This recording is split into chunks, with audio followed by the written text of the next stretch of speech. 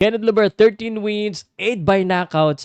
And kakaiba to si Kenneth Lubert from the rest of your prospect because talagang legitimately kumakalaban ito ng mga matitindi. No? Yung record niya, hindi yan bloated. Talagang may mga matitindi siyang tinalo. And now, at this stage of his career, talaga namang parang susubukan na itong si Kenneth Lubert.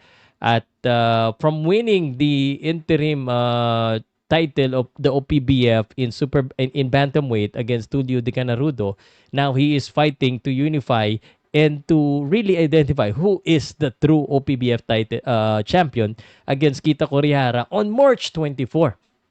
So ang ikukwento ko sa inyo, kung hindi nyo pa napanood, gusto kong panoodin nyo yung press conference. No, yung press conference na yon, there's a lot of questions. Meron din akong concern, because yung concern na to is the concern concern ko rin sa halos lahat, which is yung timbang. Kasi nabalitaan ko, may mga kaibigan tayo sa Japan, sabi, malamig daw sa Japan. So, it's gonna be difficult because, syempre, ang mahihirapan ka magpapawis pag malamig. Kahapon, although walang worry ang team ni Kenneth Lubert, nabalitaan natin na 5 kilo pa ang kailangan niyang ibaba. No? 5 kilos. It's about 8, 10, 9, 10 pounds.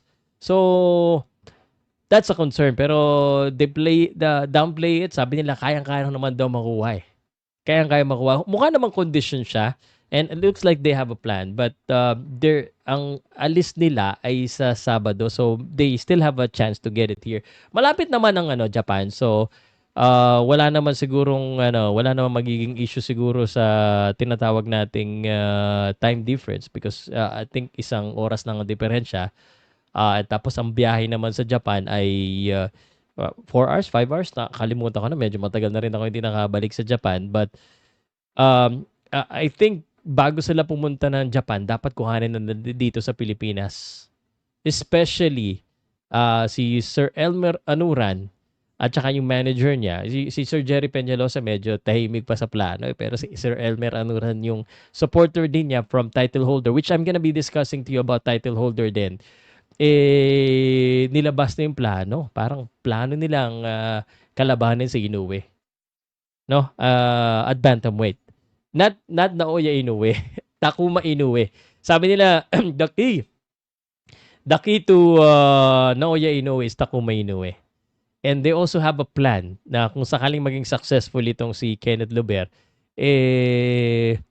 ang plano nila ay magkaroon ng parang eliminator or interim or eliminator or gano'n, no? Dito sa Pilipinas for a world championship. So that's a big plan. So actually, sinabi ko kay Kenneth Lubert, this is a big opportunity and medyo they're lucky to have the support of title holder and Blackwater. No? So, ako masasabi ko sa laban niya dito kay Kita Korihara, and Kita Korihara has defeated Filipino boxers. May mga natalo na rin ito mga Filipino. Matindi dito, magaling din ito. Very respectful guys si Kita Korihara. But I think with the skills and the power of Kenneth Lubert, kayang-kaya to. Ang concern lang natin, of course, we want to make sure that he's 100% condition. So, condition lang yan talaga.